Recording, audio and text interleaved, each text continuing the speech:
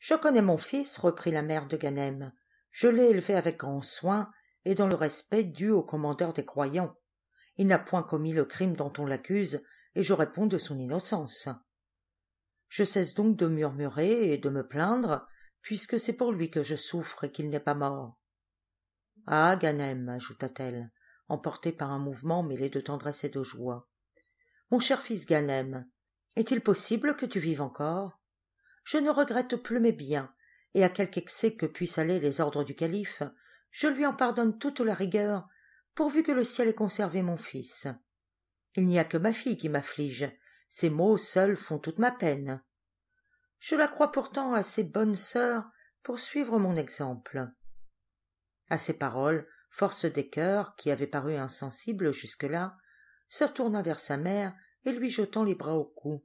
« Oui, ma chère mère, lui dit-elle, je suivrai toujours votre exemple, à quelque extrémité que puisse vous porter votre amour pour mon frère. » Ma mère et la fille, confondant ainsi leurs soupirs et leurs larmes, demeurèrent assez longtemps dans un embrassement si touchant. Cependant, les femmes de la reine, que le spectacle attendrissait fort, n'oublièrent rien pour engager la mère de Ganem à prendre quelque nourriture. Elle mangea un morceau pour les satisfaire, et Force des Cœurs en fit autant. Comme l'ordre du calife portait que les parents de Ganem paraîtraient 3 fois par jour aux yeux du peuple dans l'état qu'on a dit, Force des Cœurs et sa mère servirent de spectacle le lendemain, pour la seconde fois, depuis le matin jusqu'au soir, mais ce jour-là et le jour suivant, les choses ne se passèrent pas de la même manière. Les rues, qui avaient été d'abord pleines de monde, devinrent désertes. Tous les marchands, indignés du traitement que l'on faisait à la veuve et à la fille d'Abou Haïbou, fermèrent leurs boutiques et demeurèrent enfermés chez eux. Les dames, au lieu de regarder par leur jalousie, se retirèrent dans le derrière de leur maison. Il ne se trouva pas une âme dans les places publiques par où l'on fit passer ces 2 infortunés. Il semblait que tous les habitants de Damas eussent abandonné leur ville. Le 4e jour, le roi Mohammed Zinebi, qui voulait exécuter fidèlement les ordres du calife, quoiqu'il ne les approuvât point, envoya des crieurs dans tous les quartiers de la ville, publier une défense rigoureuse à tout citoyen de Damas ou étranger, de quelque condition qu'il fût, sous peine de la vie et d'être livré aux chiens pour leur servir de pâture après la mort, de donner retraite à la mère et à la sœur de Ganem, ni de leur fournir un morceau de pain, ni une seule goutte d'eau, en un mot, de leur prêter la moindre assistance et d'avoir aucune communication avec elles. Après que les crieurs eurent fait ce que le roi leur avait ordonné, ce prince commanda qu'on mit la mère et la fille hors du palais et qu'on leur laissât la liberté d'aller où elles voudraient. On ne les vit pas plus tôt paraître que tout le monde s'éloigna d'elles, tant la défense qui venait d'être publiée avait fait d'impression sur les esprits. Elles s'aperçurent bien qu'on les fuyait, mais comme elles en ignoraient encore la cause, elles en furent très surprises, et leur étonnement augmenta encore lorsqu'en entrant dans la rue, parmi plusieurs personnes, elles reconnurent quelques-uns de leurs meilleurs amis. Elles les virent disparaître avec autant de précipitation que les autres. « Quoi donc ?» dit alors la mère de Ganem. « Sommes-nous pestiférés? Le traitement injuste et barbare qu'il nous fait doit-il nous rendre odieux à nos concitoyens? Allons, ma fille, poursuivit-elle, sortons au plus tôt de Damas. Ne demeurons plus dans une ville où nous faisons horreur à nos amis mêmes. » En parlant ainsi, ces 2 misérables femmes gagnèrent une des extrémités de la ville et se retirèrent dans une masure pour y passer la nuit. Là, quelques musulmans, poussés par un esprit de charité et de compassion, les vinrent trouver dès que la fin du jour fut arrivée. Ils leur apportèrent des provisions, mais ils n'osèrent s'arrêter pour les consoler, de peur d'être découverts et punis comme désobéissant aux ordres du calife. Cependant, le roi Zinebi avait lâché le pigeon pour informer Haroun al-Rachid de son exactitude. Il lui mandait tout ce qui s'était passé et le conjurait de lui faire savoir ce qu'il voulait ordonner de la mère et de la sœur de Ganem. Il reçut bientôt par la même voie la réponse du calife, qui lui écrivit qu'il les bannissait pour jamais de Damas.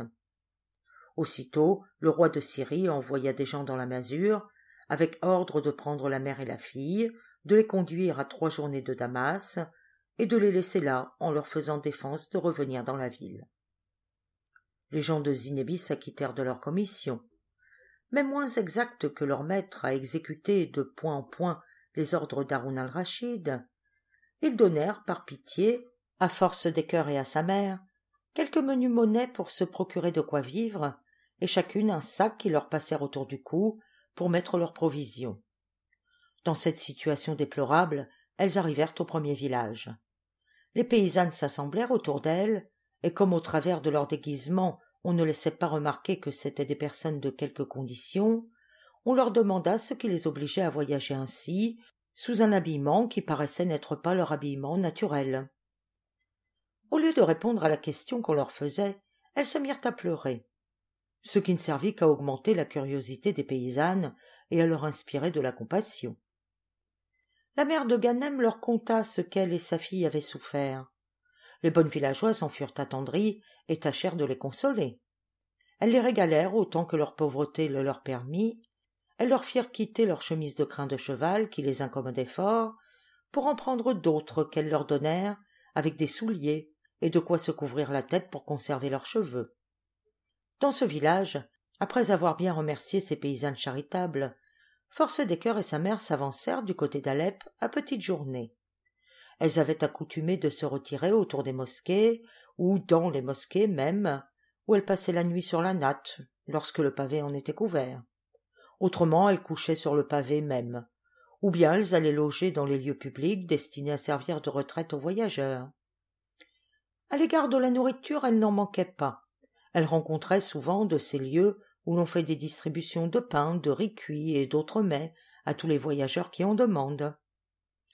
Enfin, elles arrivèrent à Alep, mais elles ne voulurent pas s'y arrêter, et continuant leur chemin vers l'Euphrate, elles passèrent ce fleuve et entrèrent dans la Mésopotamie, qu'elles traversèrent jusqu'à Moussoul. De là, quelque peine qu'elles eussent déjà soufferte, elles se rendirent à Bagdad. C'était le lieu où tendait leur désir, dans l'espérance d'y rencontrer Ganem, quoiqu'elles ne dussent pas se flatter qu'il fût dans une ville où le calife faisait sa demeure. Mais elles l'espéraient, parce qu'elles le souhaitaient. Leur tendresse pour lui, malgré tout leur malheur, augmentait au lieu de diminuer. Leurs discours roulaient ordinairement sur lui. Elles en demandaient même des nouvelles à tout ce qu'elles rencontraient. Mais laissons la Force des Cœurs et sa mère pour revenir à Tourmente. Elle était toujours enfermée très étroitement dans la tour obscure, depuis le jour qui avait été si funeste à Ganem et à elle. Cependant, quelque désagréable que lui fût la prison, elle en était beaucoup moins affligée que du malheur de Ganem, dont le sort incertain lui causait une inquiétude mortelle. Il n'y avait presque pas de moment qu'elle ne le plaignît. Une nuit que le calife se promenait seul dans l'enceinte de son palais, ce qui lui arrivait assez souvent car c'était le prince du monde le plus curieux, et quelquefois dans ses promenades nocturnes il apprenait des choses qui se passaient dans le palais, et qui sans cela ne seraient jamais venues à sa connaissance. Une nuit donc, en se promenant, il passa près de la tour obscure, et comme il crut entendre parler, il s'arrêta. Il s'approcha de la porte pour mieux écouter, et il ouït distinctement ces paroles que Tourmente, toujours en proie au souvenir de Ganem, prononça d'une voix assez haute. « Ô Ganem, infortuné Ganem, où es-tu présentement? Dans quel lieu ton destin déplorable t'a-t-il conduit?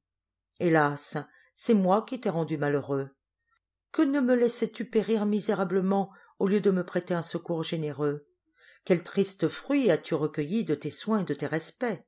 Le commandeur des croyants, qui devrait te récompenser, te persécute pour prix de m'avoir toujours regardé comme une personne réservée à son lit. Tu perds tous tes biens, et je te vois obligé de chercher ton salut dans la fuite. Ah, calife, barbare calife, que direz-vous pour votre défense lorsque vous vous trouverez avec Ganem devant le tribunal du juge souverain, et que les anges rendront témoignage de la vérité en votre présence?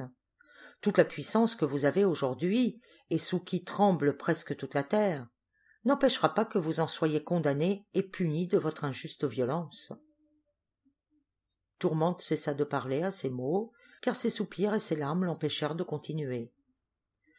Il n'en fallut pas davantage pour obliger le calife à rentrer en lui-même. Il vit bien que, si ce qu'il venait d'entendre était vrai, sa favorite était innocente, et qu'il avait donné des ordres contre Ganem et sa famille par trop de précipitation. Pour approfondir une chose où l'équité dont il se piquait paraissait intéressée, il retourna aussitôt à son appartement, et dès qu'il fut arrivé, il chargea Mesrour d'aller à la tour obscure et de lui ramener Tourmente.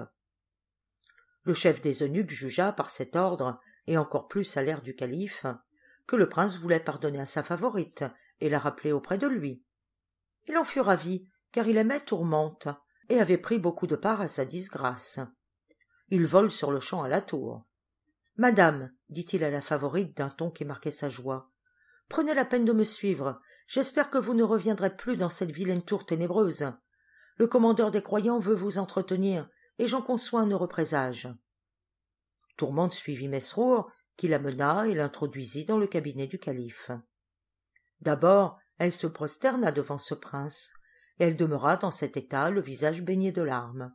« Tourmente, lui dit le calife, sans lui dire de se relever, il me semble que tu m'accuses de violence et d'injustice. Qui est donc celui qui, malgré les égards et la considération qu'il a eus pour moi, se trouve dans une situation misérable? Parle, tu sais combien je suis bon naturellement et que j'aime à rendre justice. » La favorite comprit par ce discours que le calife l'avait entendu parler, et profitant d'une si belle occasion de justifier son cher Ganem, « Commandeur des croyants, répondit-elle, s'il m'est échappé quelque parole qui ne soit point agréable à votre majesté, je vous supplie très humblement de me le pardonner. Mais celui dont vous voulez connaître l'innocence et la misère, c'est Ganem, le malheureux fils d'Abou Haïbou, marchand de Damas. C'est lui qui m'a sauvé la vie et qui m'a donné un asile en sa maison. Je vous avouerai que, dès qu'il me vit, peut-être forma-t-il la pensée de se donner à moi et l'espérance de m'engager à souffrir ses soins.